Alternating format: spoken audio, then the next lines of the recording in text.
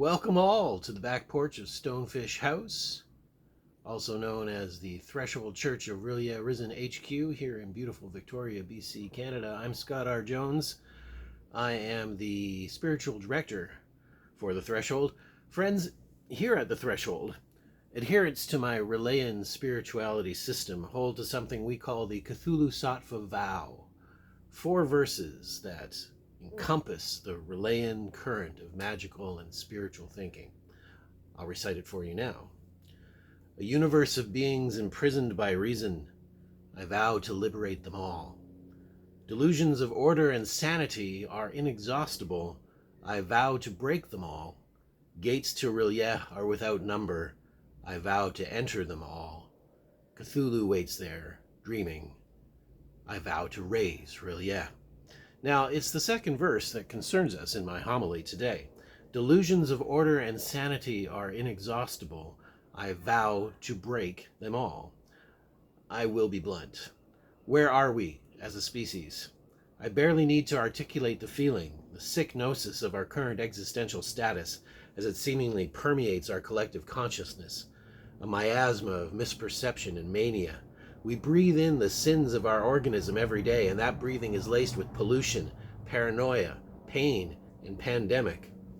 The more important question, possibly, how did we get here? Much of our present understanding of our history as a social organism on this planet tells us that things were not always thus.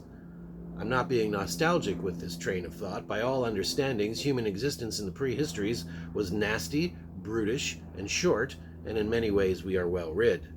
We went from the trees to the savannah, from the savannah to civilization, by way of agriculture and tech, war and writing, reason and order. We, the chatty ape, imposed these things on the world, and the world has reacted, finally, and possibly fatally, in these latter days of the human sphere. I believe that the human world is over. Do you?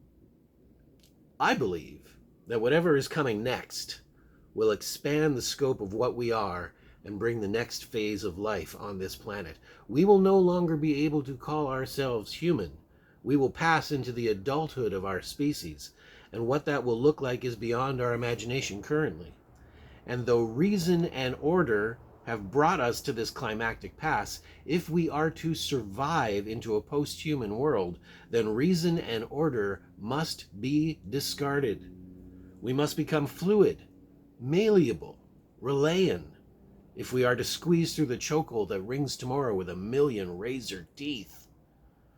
What do I mean when I say discard reason, though? Abandon order. What does it mean to break these delusions as the verse instructs?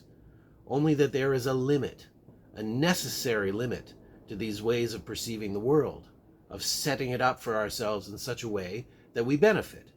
Reason cracks wide the world and makes its slobbering way across the pieces.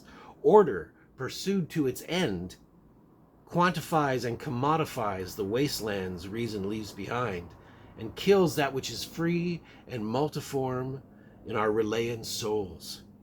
Reason, an omnidirectional arrow that leads to a single, ever-present location, that of order's highest manifestation, the box. And look how well we are doing in that box, my friends.